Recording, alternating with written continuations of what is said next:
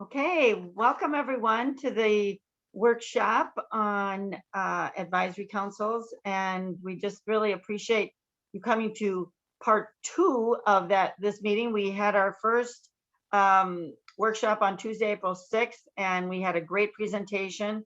And we also had our former chief clerk, Janet Guthrie, who had done so much work on it, helping present. She's not with us today, but we're so fortunate to have Sia Zhang and Elizabeth Tolsman here, who are going to help give us a little bit brief background and context from our last meeting that will lead us into this one. And this is going to be a discussion of how we move forward and what actions we're going to take as a county in moving forward on our advisory councils issue.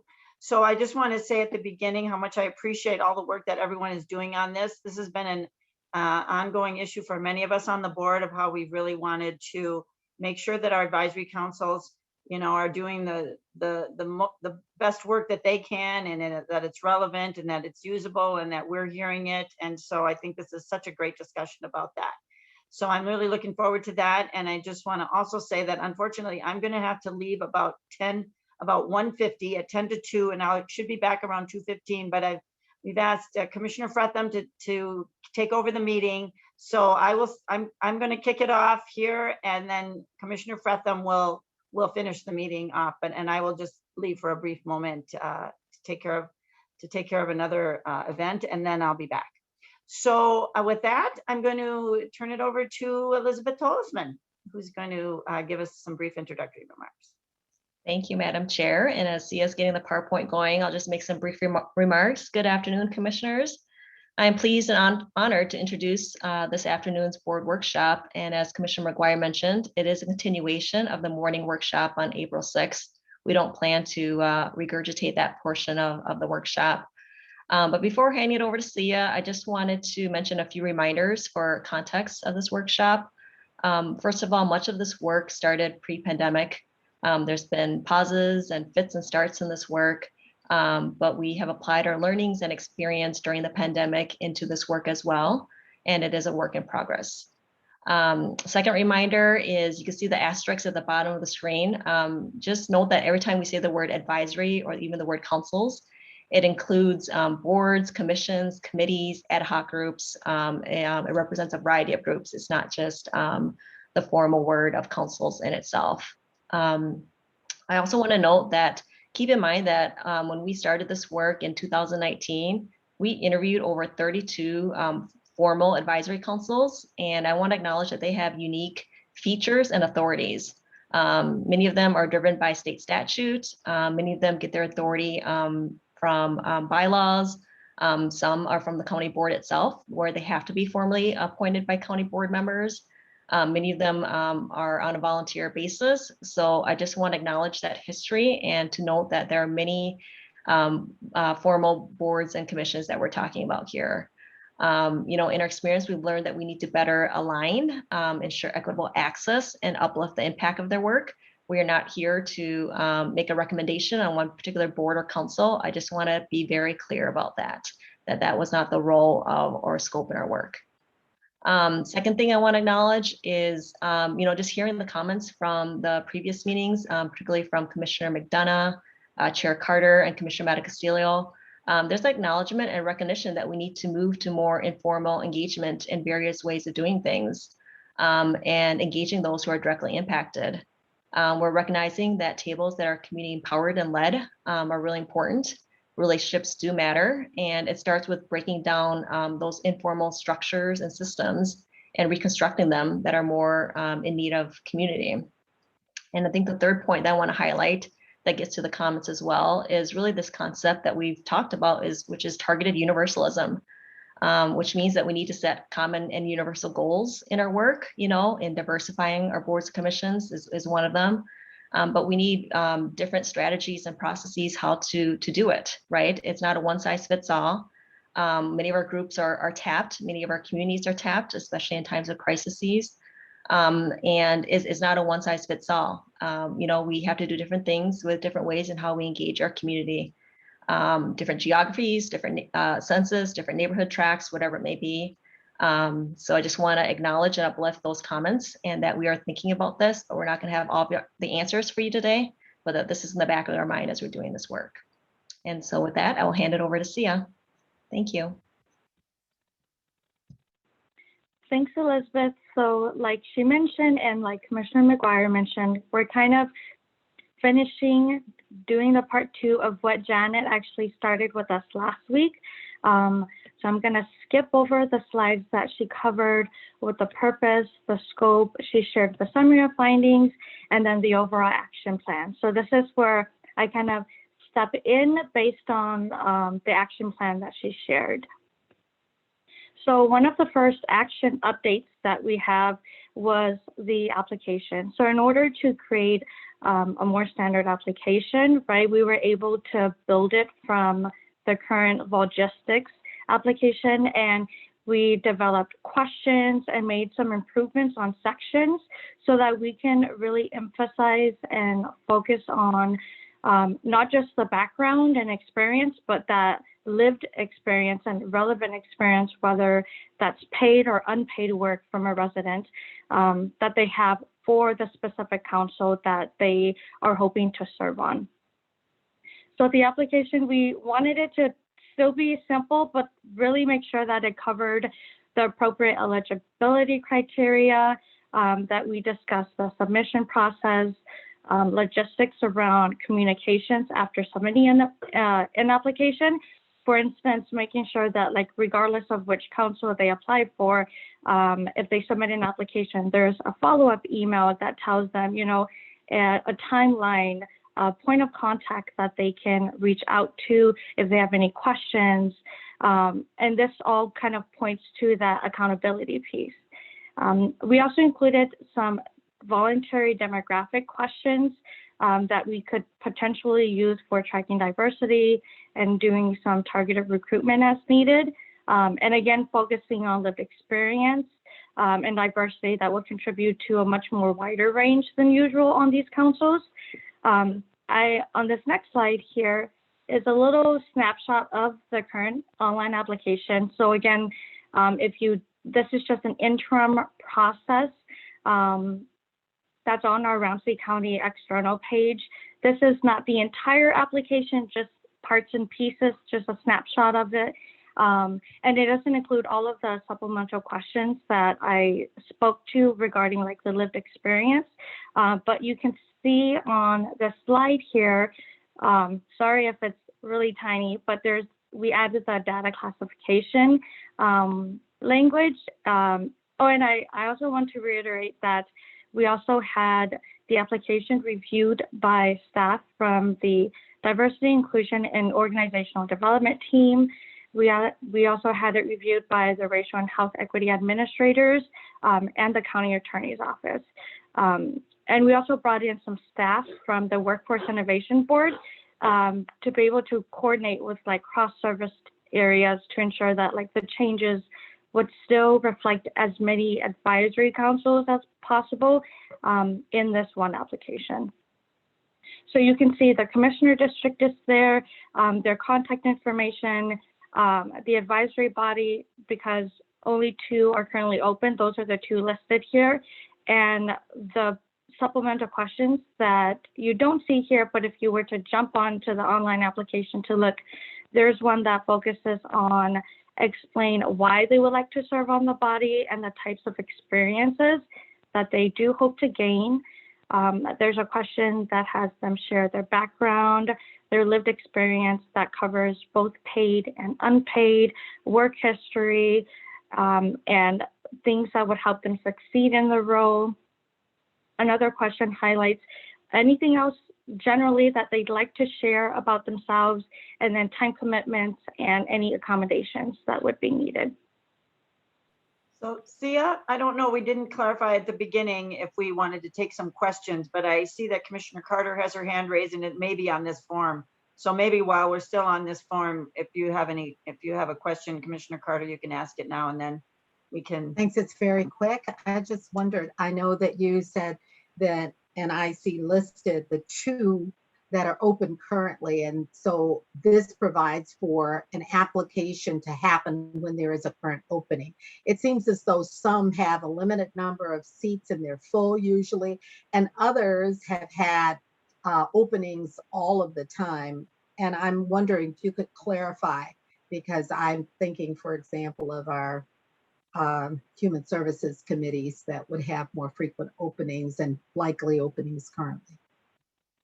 Right. So, Madam Chair, Commissioner, this is actually part of like an interim process. So I think in a couple of slides down, Elizabeth will actually highlight this process and why it doesn't highlight all of those human services. But you're right, there are some that are open. And I think on the website, which is on the next couple of slides that I have, it'll also share with you like what we hope to cover. So yes, we will be getting to those. Okay, so for the next slide is the website. So again, this is just an interim process right now. We kind of improved it from what was currently there. We're actually working towards and envisioning a much more central site, right, where a resident can easily find all of the councils, and sometimes each council can be buried in their like department site, which can make it really difficult to find. We're working with communications to be able to have a place for the councils, and this is addresses the transparency piece. So all of the councils, you would be able to easily find their agenda, all of their meeting dates, their minutes, their members, the purpose of the council in general. And it also provides an opportunity to see if there's any crossover for multiple councils, regardless of the council that they're on. So all of the members would be able to go through the same application from the previous slide and this website to serve. So on this next slide is just a quick snapshot of the website. So this is the website that we have up now. You can see the current openings that we have, and the apply button is available. So today is April 27th. The Parks and Rec, I didn't update the image here, but Parks and Rec would not be here anymore. And I think this is where it talks about the vacancies and the districts that are open, and then the deadline and the due date for the applications to be submitted as well. Another thing that's not included in the snapshot, but if you were to jump onto the website, a new thing that we added was the actual application process. So residents who apply, who jump and get onto this current website, they can see the entire application process, what they should expect, which includes like the designated deadline, how the chief clerk screens the applications to ensure that the criteria is met, and then the review team that reviews and selects applicants to be recommended, and then how the board reviews those applications, and then it's appointed at a board meeting. So again, this website is definitely not final, and it's not close to like where we want it or what it fully encompasses yet, but we're working towards it. And again, this is a temporary like interim upgrade to just provide additional information that wasn't initially there before. Thank you so much, Sia. I see that Commissioner McDonough has a question, and I don't know if you want to ask it now, Commissioner McDonough, or wait, but you can ask it now. Thanks, Madam Chair. I just wanted to give some really quick feedback on this one-stop website where everything is. And I really, really support this and really happy to see this. And I'll just give you an example why. There are a number of times I've had individuals in the community approach me about being involved.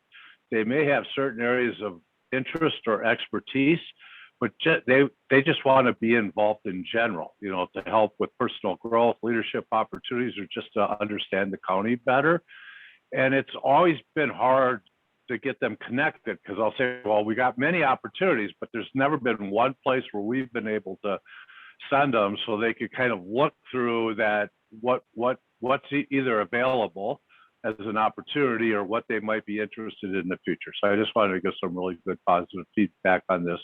And then just one quick comment, and I'm sure you guys are all over it, but once we do this, we got to make sure someone's responsible to keeping this accurate and timely and owns this so that it's, when people do go there, they can depend that it's accurate and timely. Thanks. Mhm. Thank you. Thank you, Commissioner McDonough. Okay, see ya. Thank you. Okay, and we will be touching a couple of those points, Commissioner McDonough, later on in the slides too. So thanks for bringing that up. So another action update was expanding diversity, right? Focused on recruiting and recommending appointees. We added this through community group piece. So again, sticking to that same theme of centralization and standardization, we really wanted the same for our promotion, our recruitment, and our screening process. So originally, commissioners reviewed the applications, but we kind of wanted to change the process just a little bit and work towards a more cross-sector approach to include not just collaboration from our commissioners, but from our departments, from potential members on the current councils, community members and organizations to help with promoting all of these vacancies and do much more targeted recruitment and screening. So by doing this, we're avoiding siloed departments, right, and siloed processes. And we are actually working and have a review team that includes a department representative to be able to provide some background and the context piece of the advisory council. And then in addition, we would have community members who would be the main reviewers and recommenders. So again, the department staff, their key role is sharing any context and background, identifying any gaps that are in the current council, and then the community members, this review team would focus on the diversity factors. So that could cover the race, gender, the experience, generation, geographic area, and then potential leadership opportunities and connections to our strategic priorities and criteria for overall recommendations. The board would still receive the list of recommended applicants. So the community review team, they review all the applications and they provide their recommendations to the board. So the board would still receive the entire list of applications, but on top of the applications, they would get this recommended list from the community review team. And you would continue, the Board of Commissioners would still continue to make formal appointments to the appropriate advisory councils. I do want to mention here that we'll still include and continue to still have advisory bodies that are informal. So those that don't need formal board action from the board to appoint, that will not change. We're not adding more appointment processes to the Board of Commissioners, but by adding this review step to the promotion, recruitment, and review process, it kind of just allows much more broader sense when it comes to promoting. And in a way, it helps with, it shares power with community members, and everybody goes through a much more uniform process.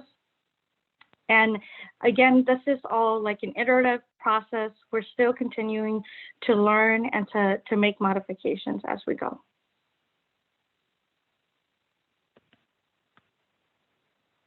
For our leadership development, onboarding, and training, we initially wanted to just outsource the leadership and development training program.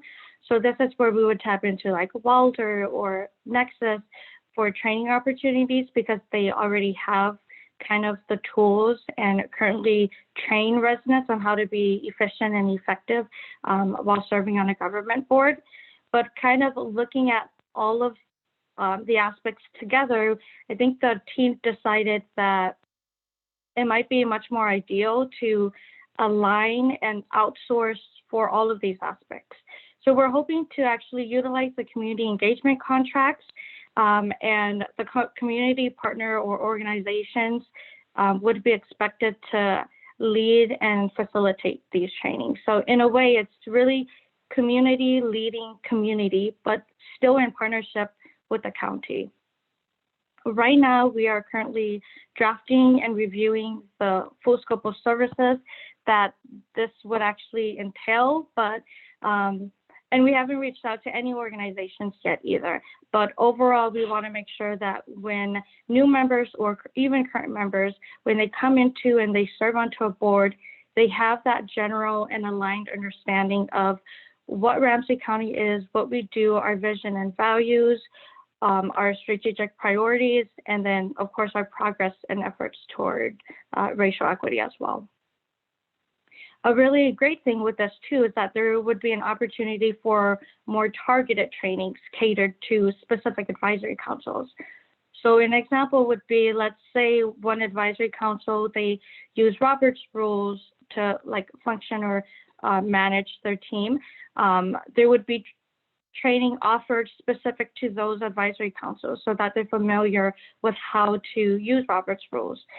And there would also be hopefully some development opportunities to help with level setting. So if a resident comes in and they have really important lived experiences, but there's no formal experience on how to, they don't have like formal experience on how to actually sit or serve on a government board, the training would help to provide resources and appropriate information to prepare the resident to feel much more confident to effectively serve on their council.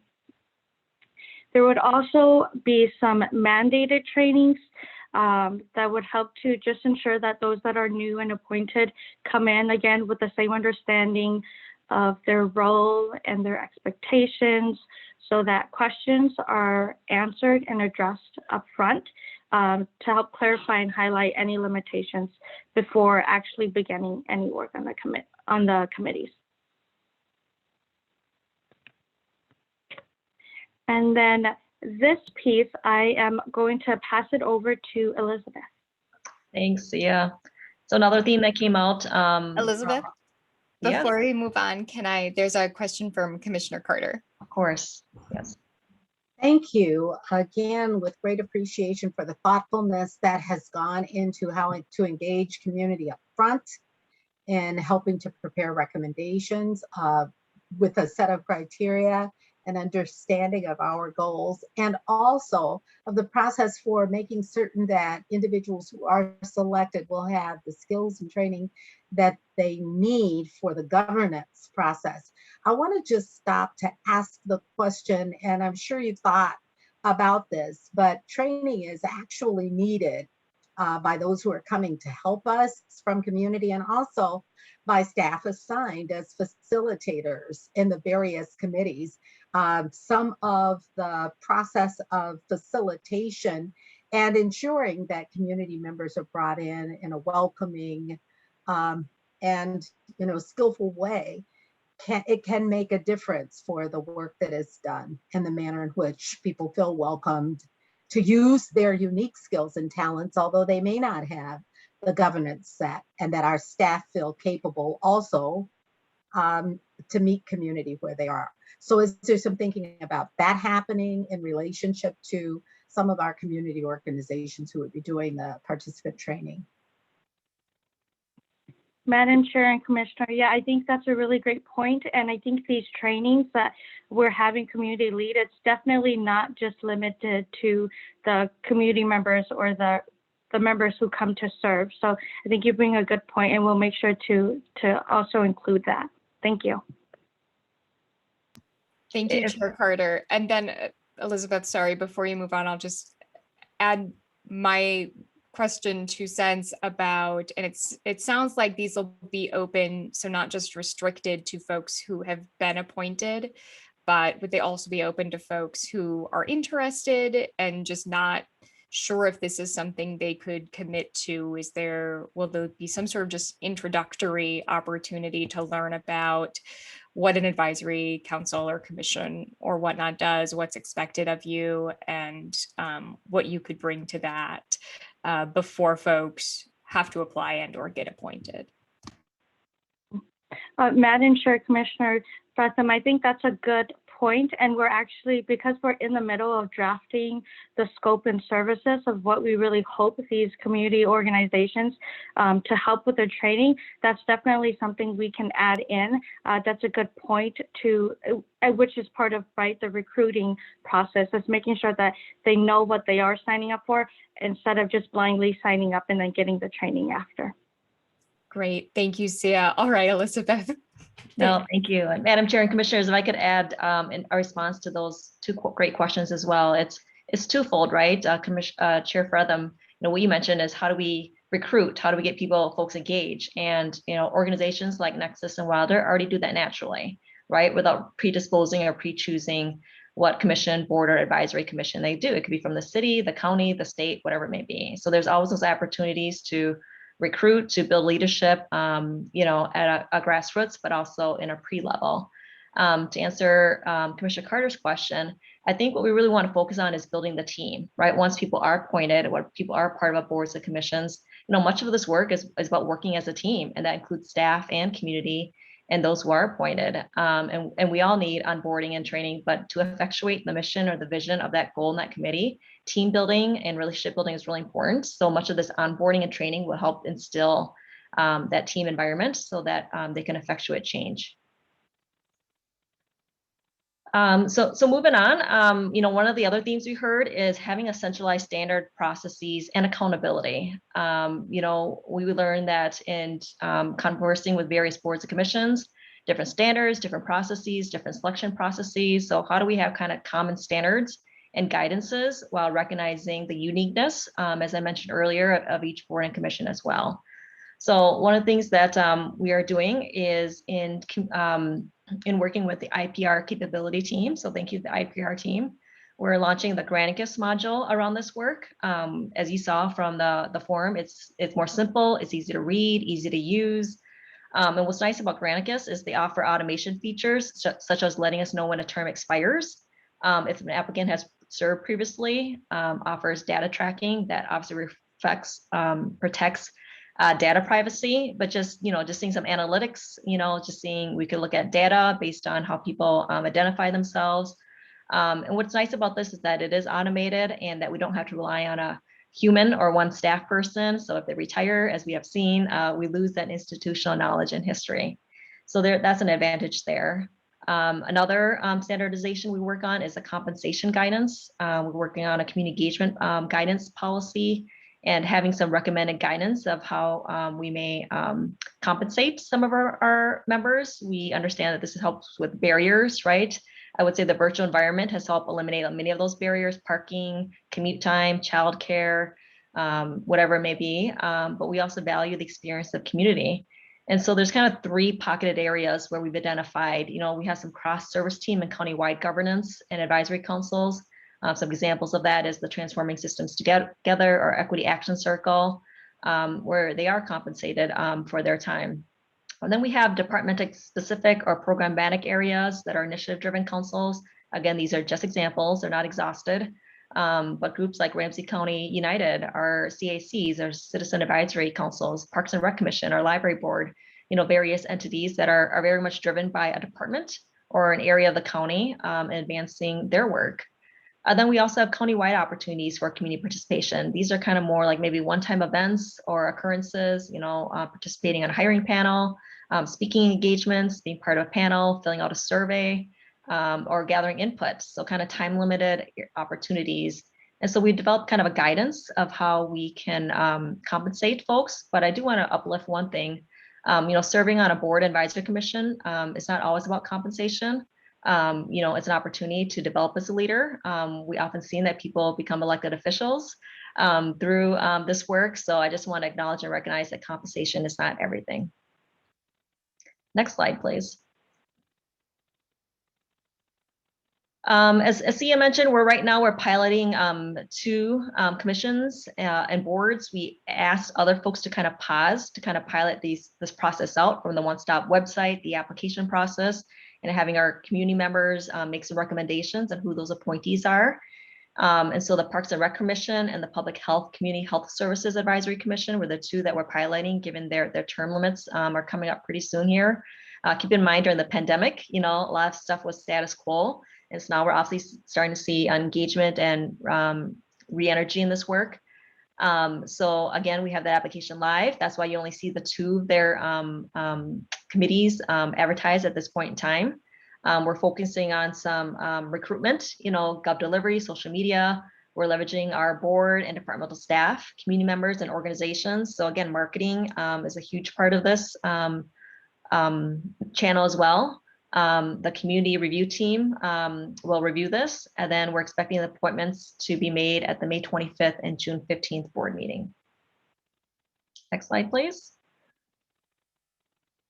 And so our very last slide is really about next steps. This is the timeline that we are hoping to keep this work moving forward. We've had to push back some dates here and there just to adjust with some transitions, obviously, in our office.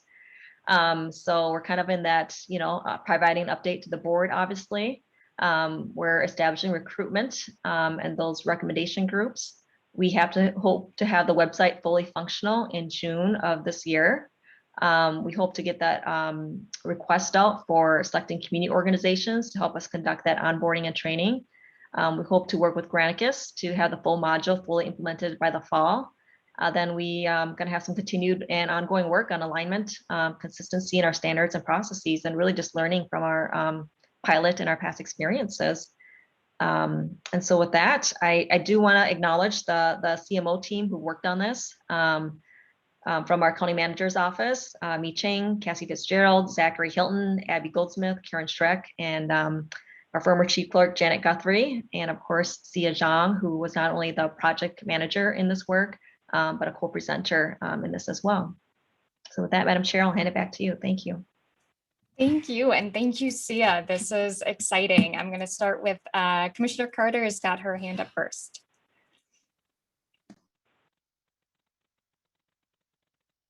Oh, you're muted. Okay. There Can you go. hear me now? Yes. Can you hear me? Yes. Thank you. So it does sound like a great set of organized work and really comprehensive with respect to how we engage people, train them, establish the team, and do this work together as a community. I do see the dates that you've put up with respect to the sets of work, and April does show that in April you are working toward the compensation guidelines. I just wanted to ask if, recognizing that compensation isn't everything, but that it does somehow make it possible for diverse groups to have opportunity to join us, is there a provision, or can you think through how you might provide that we recognize people may be joining us with the opportunity of an internship or course credit, or perhaps as a part of their job, or recognizing that they will need the compensation to come to the table? Is there a way of having that sort of option for people to elect into as needed? Madam Chair and Commissioner, thank you for that question. So actually at our next board workshop on May 6th, we'll be talking a little bit more about our public sector pathways program that kind of provides more of a formal guidance on internships, fellowships, and entryways into the county. In terms of the compensation, it's a baseline guidance. If departments, have the budget or want to consider compensating in other ways, there's always that opportunity to do so. But I would just caution that we want to have a county-wide approach and consistency as much as possible. Obviously, departments with bigger budgets are going to have that opportunity. So we want to, keep in mind of the smaller departments that may not have that resource. So again, it's a balance of being consistent, but county-wide, but being equitable at the same time. Thank you. Oh, I think you got a follow-up question, Commissioner? Yeah, just a quick follow-up on that. I didn't want to indicate that that would always be available, but that as we have the opportunity to recognize people can come in ways other than being compensated, that we structure that opportunity to have them be able to do the various ways of engaging, including career pathways as one of them. So thank you. I believe I hear that we are thinking in that way, and we'll ensure those options. Thank you. Thank you, Commissioner Carter. Commissioner Mattis Castillo. Thanks, Madam Chair. Just to follow up, Elizabeth, I love what you're saying about it's really important to build teams on these boards and committees. But sometimes it's hard, it's easier to build a team when everyone's starting at the same time. And most of our committees have a rolling enrollment. So then you're kind of the outsider coming in to join a team. And so I just hope that in that process of onboarding that we also develop a mentorship. So someone who's already been on the committee mentors and brings in and welcomes, walks alongside a new community member so that they can join that team and not be the person who comes in and, is viewed as a disruptor or not part of the group. So just an observation more than a comment. Thanks, Madam Chair. Thank you. Thank you so much, Trista. Yeah, I think that's really important to ensure that when we have these boards and commissions, that everyone feels like they have an opportunity to provide meaningfully and that their voice is valued at the table. And that can be hard with those rolling boards and commissions. Commissioner McDonough. Thank you, Chair Frethman. I've got a few comments here. Can we go back to slide 12, please? And I think you guys have done an amazing job here. It's really good work. This is the one area that I think is really critical, but also I'm having some concerns about how we're doing this, because I get concerned that we're going to build our own infrastructure, our own silo here. Nexus and Wilder was mentioned a number of times. I'm very familiar with the work they've done. In fact, I had gotten Janet connected with the work that Nexus was doing a few years ago, and I know she was utilizing them in some of the recruitments, but what they do may not fit exactly what we're doing, but I just want to make sure that, the potential to have conversations where there's already infrastructure built, where they may be able to help support us and maybe even adjust or accommodate for what we need versus building our own internal kind of leadership development training program. That concerns me that that will end up taking and sucking up more of the air in the room, focusing in on this when we've got tremendous resources and experience that have already put a lot of effort into doing that within the communities. And for the most part, I know both of those programs, and there may be others, are totally aligned and focused in on with the work that we're trying to do. In fact, they've been doing it for years here. We're trying to catch up to them. And so I just wanted to make sure we touch base on this, talk about this a little bit more. I get a little more understanding of what type of resources you're thinking we're going to allocate to in the county, or even going to communities that and looking for their partnership where they haven't had the expertise or strength in kind of this trading side, right? They may have the trusted piece within the community to help do the recruitment and help bring people to us or work with us. But this training piece is really critical, and I just wanted to talk that through a little bit more with you guys. Thank you, Commissioner McDonough. Yeah, I think it's not an if and or and an and. There's a recruitment piece. There's once you're selected or appointed, it's kind of like kind of going to Commissioner Matta-Castillo's question. It's kind of like an NEO, a new employee orientation, right? You're rolling in, you're coming at different times, but there's some value in some shared trainings and protocols, community norms, how we respect each other in meetings, how decisions are made, respecting a role of a chair if there is one. So just understanding those different roles.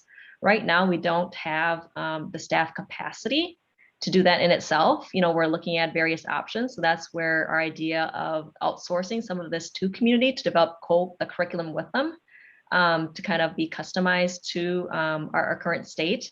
But as you know, 32 formal commissions and various ad hoc groups, they're unique features, and it's not going to be a one size fits all. But having some basic, understanding of race equity is for example, understanding our American Indian community might be another area that, outsourcing to our community partners is going to be important for them as experts in those spaces to do it versus in-house. But we would leverage our DIOD trainings and kind of modeling maybe their new employee orientation module as well. So again, not developed, but it's kind of a combination that will require some customizations, but partnerships as well. And that's exactly what Nexus and Wilder do, exactly what you talked about. So maybe talk a little bit why you've kind of ruled out not utilizing them or having a stronger partnership with them in developing this. Sorry, Commissioner, can you clarify why we have not ruled them out? Pardon me? Can you clarify? Are you asking if we have ruled them out? Yeah, I thought I heard that you recognize that they're doing this work, but you chose not to work with them on this. Oh, apologize. No, we have not made any predetermined decisions. We are going to issue a request for, oh, Dana's going to kill me on this, a request for a proposal, so to speak. So we have not ruled them out, Commissioner McDonough. Okay, I would thought also I say- heard you No, had apology. ruled that you had chose to go a different direction than working with them. No. They are examples. We have not pre-selected them either. So Okay, I good. will be clear, there will be a request for proposal or whatever the right contract terminology is to solicit interest from any organization. They were utilized as examples, but we have not ruled Great. them out. Great. Good to hear that. I'll move on here. There's always another area that's always been a little difficult. And I think, kind of the consistency part, I didn't see it in there. But, I'm sure that, well, I want to just make sure we're thinking about this. Usually we have term limits and terms, right? 2 years, 3 years, 1 year. Some might have, 2 3-year appointments. Some might have 2 3-year appointments. I'm hoping we're going to bring consistency to what those are. And we do need term limits to help drive kind of this, opportunity within the community. And I think how that structure gets to some of what Commissioner Mattis-Castillo brought up is you tend to have 2 or 3 up at a time. So you don't always have just one person coming on new, but the potential for 2 or 3. So having the terms consistent, the term limits consistent. But then the piece here that I wanted to talk a little bit about is the reappointments. We get people that get onto these committees for some reason, and sometimes they're maybe single issued, right? Something that was really important to them. But then they don't necessarily fully engage all the time or for whatever reason, but they seem always, want to be reappointed. It tends to be automatic. It gets hard, even when they come back to us of, well, God, not reappointing them sends a pretty strong message when they've asked to been reappointed. And this has come up on some of the other areas, other committees that I've been involved in, and a couple of them, what we've suggested or what we're starting to do is on the reappointments, they have a little bit different application they fill out where they have to talk about kind of what they've got out of their appointment and what they feel like they've added to because of their appointment. So it really makes them think that, there's a job to do here and there's a reason why you're sitting there, but it actually makes them at least pause and think about for this reappointment, how have they contributed and what do they hope to accomplish with this reappointment? And we might want to consider the reappointment having something like that to just, continue to make sure that, because it's been tough. Sometimes we know we've got members on committees that maybe just aren't, the fire in the heart's just not as strong anymore. And we've got other people that really are just biting at the chop to get in there, but it gets uncomfortable and difficult with Minnesota Nice to just say, well, we're not going to reappoint you and we're going to put this person in. So you might want to take a look at what a reappointment looks like to help make sure we're driving some, continuing to keep these boards and commissions vibrant and active and fully engaged with their members. And then the other piece I'll just call out, and I think I heard Tony talk about this and a number of folks, because the training piece isn't just for the board members. I looked at the feedback when we started kind of, and a lot of the feedback we got from staff was their confusion about what is the role of this board and commission, right? How do they engage? What is their purpose? And so I think we need to prepare our staff a little bit too about why we're having these. And that helps us justify, are these the right ones to have, right? So if we're thinking through so that we can prepare staff on why we're having these and help them understand the importance of them, that also helps make sure that we've got the right boards and commissions that add value to the county. So it's more of a holistic approach here, but also taking a look at how are we preparing our staff to work and engage, and not just the staff person who staffs the boards and commissions, right? But the staff who should be utilizing that board or commission for feedback or thoughts, or even some helping develop policy, or even some budgetary stuff, and what that means. Thank And you. that's the end of my list. No, that's a great list. Thank you, Commissioner McDonough. Just to briefly respond to the reappointments, yeah, that's a great feedback. We'll take that into account in the application itself.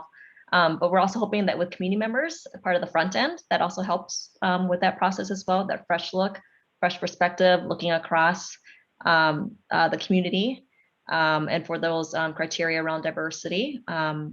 And to your point about talking to staff, we agree. I know that health and wellness had made some shifts and changes with, CACs as well, to be better connected to department directors, department heads, and folks who are, have direct influence and decision-making in those groups as well. So we are, that was one of the common themes, is our councils want to be better connected to decision makers and leaders who impact that program, department, or service.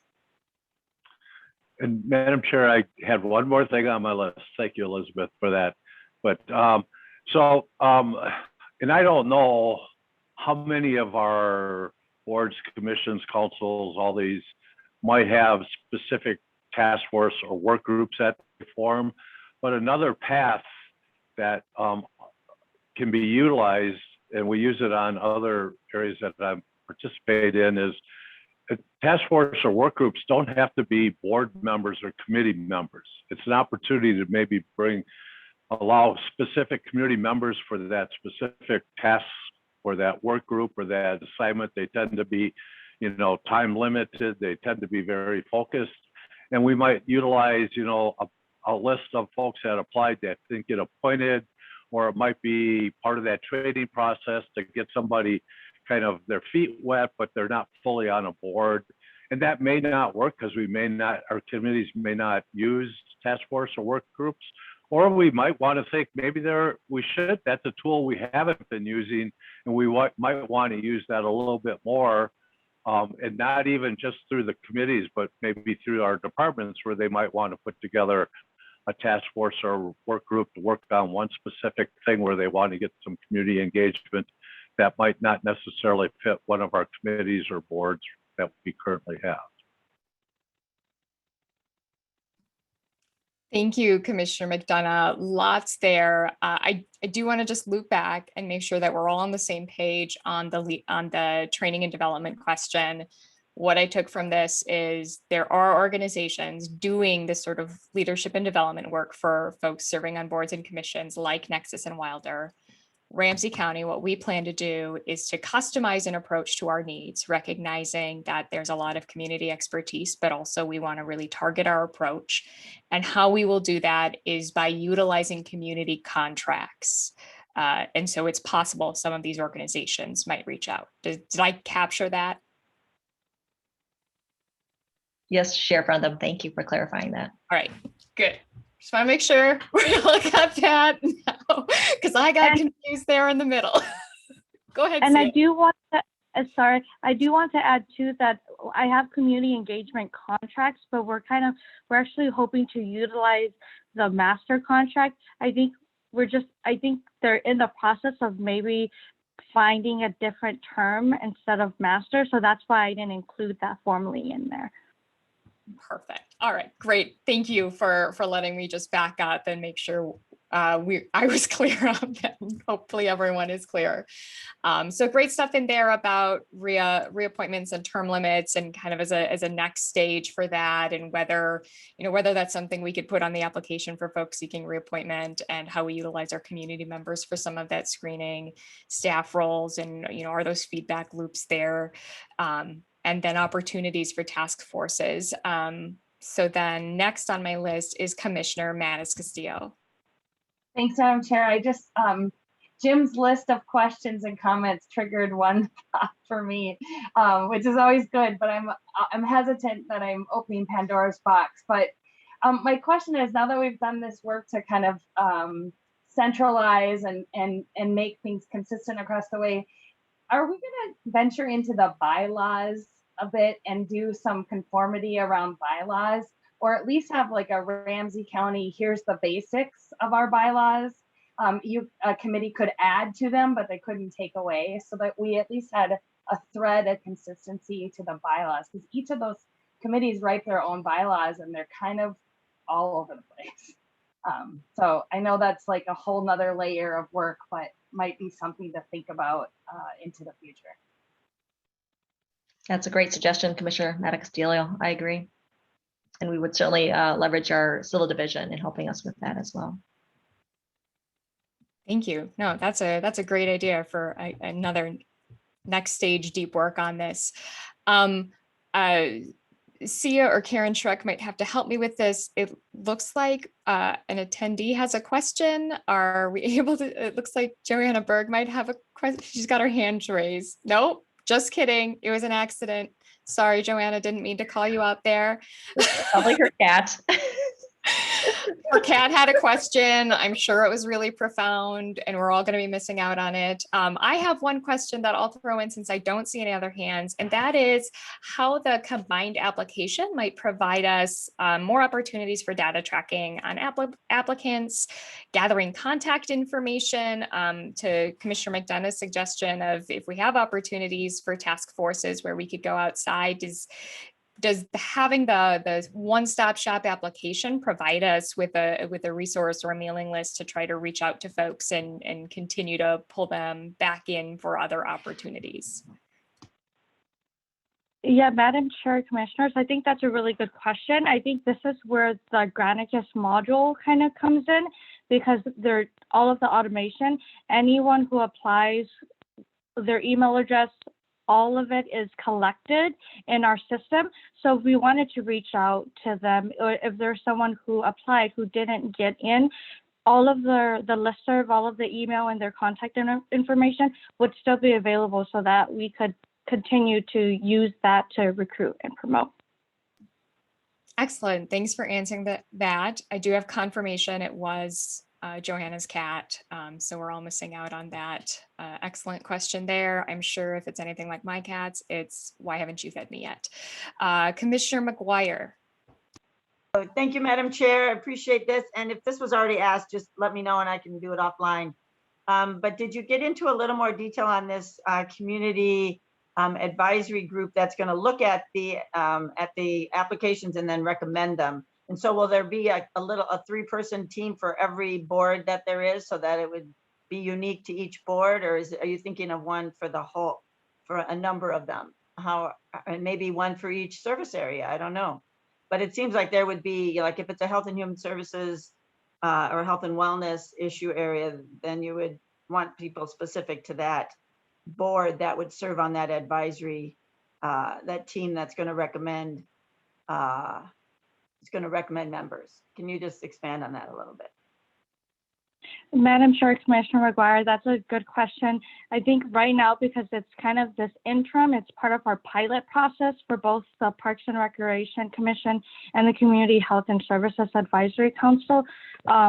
It's definitely like a learning process. We're trying to, right now we do have a 3-member community review team that we recruited, and we're in the middle. We're going to start the review process this week, actually. But I think once we go through this pilot process for both of those, we're definitely going to review and reassess to see if there were any gaps and to see if this is something that we can offer to. This is actually just for like the formal board and appointments, so those that come to the commissioners. So it's definitely something we still have to look deeper into, because we're kind of in our learning process of it now. And thank you for that. And Madam Chair, if I could just make a comment, I think it's really helpful, because I know when we're asked to appoint, sometimes, it's like, well, what's the makeup? What do they need to do? Who would be best? I mean, we have all these questions. So we do some searching around, but it would be really good to have greater context as we're making these appointments. So just kudos, thank you. I think it's a good idea, and however we make that work. But it's really nice to have just a little more background on what we're looking for and what qualities they should have. So thank you. Thank you, Commissioner McGuire. That's a great point. I know there have been times for appointments where I've reached out to the board we're appointing to and just say, what's your priority on this? So that might be something for any community council. And it sounds like you're still going through an iterative process on that to figure out how that'll work best. I have a hand from Commissioner Reinhardt. Well, on that issue, I mean, we have a lot of boards and committees, and the fact is, I mean, getting some recommendations is good, but at the same time, it does make, as commissioners, we get more connected with what's happening on these advisory committees. We do reach out if we really don't know what's going on, as far as what they need, I should say, because we know what's going on. But I would hate to lose that personal touch, because there are so many of them. I can't imagine you'd have an advisory or recommendations coming on each and every one of them, or you'd have somebody having a full-time job doing that committee. But the other thing is, there are often times that we are asked as commissioners to recruit. And so when we do that, if it doesn't come to us, and we're not supposed to, let other commissioners know how we're voting on things until it gets to the board, which is fine. I'm just wondering how that should we then, if we're asked to recruit, should we have people put our names down? I mean, how would we work through that process? So that the actual selection process, I think there needs to be a little more fine tuning of that, because of the role that we play, and it is our responsibility. And plus, like I said, it helps me go, oh yeah, that's right, we have this one, we have the veterans camp. How does this work? And seeing who's on it, and looking for diversity, and a number of different things. So I don't want to not do that. I see Commissioner McGuire and Commissioner Carter have their hands up, but I just want to know if Sia wants to respond to Commissioner Reinhardt or Elizabeth Holzman, either of you. I can respond. So Madam Chair and Commissioner Reinhardt, great question. We would wholeheartedly encourage you guys to continue recruiting. That's not something we would ask you to stop doing. The recruitment is important, but not just commissioners, our staff, our community members. Oftentimes when people apply, they think they know what they want to do, but we're looking at streamlining the website. It's easier to read. The mission, I might think you might want to join a particular CAC, but maybe it was a Parks and Rec commission that you could be well suited for. So by doing the community-based process, by having a one-stop shop, it also allows for other opportunities, and we can play with the feature. People's application could be held longer, possibly. So we're not stopping the ultimate decision-making process. Although I will share, we've had feedback from communities saying, why can't they select the person on various committee and commissions? But with that said, wholeheartedly, we encourage you guys to continue the recruitment. That's going to be really important. But we just thought centralizing the process itself will help for more diverse applicant pool. And as Sia mentioned, you'll still see the full list of applicants. We're not hiding anything from the board. Thank you. Thank you. That sounds like it can be treated as just another piece of information in our current decision-making process. Thank you. That was very helpful. Commissioner McGuire. I was going to add to that, I think, a bit. Just Commissioner Reinhardt, absolutely, it's our decision, but we are asked to recruit, and I'm like, well, who should I be recruiting? So rather than like 7 of us reaching out to each board and asking what they're looking for, I just want some information up front. And then we can, it just feels like there needs to be a greater context for us to do our work. I mean, we are not removed from this. I feel like it involves us even more, because that'll help me find out who to recruit. And I do want them to have a good fit, because I think we've all met, we've all appointed people that have said, this is not what I thought it was going to be, and so I just feel like this, the work that we're embarking on is going to just help with this process so much more than me just out there finding out my own information. So I know that's not what you were saying, but I just feel like the more help we can get, the better. Thank you, Commissioner McGuire. Commissioner Carter. You're muted. Thank you. Just an add-on then that this is additional information and help for us. Although we do sometimes find our own candidates and within a good timely process, sometimes we need some help, and I sure appreciate this help. Also appreciate the opportunity to hear back on the process of working with the team that is going through and making the decisions as to how the recommendations will be forwarded to us, to understand the criteria and really to hear from them as we continue to affirm the values that we believe we continue to address with respect to our community. So it will help us all the way. Thank you for the understanding that it does not limit us. Of course, the decision remains in our hands. Thank you.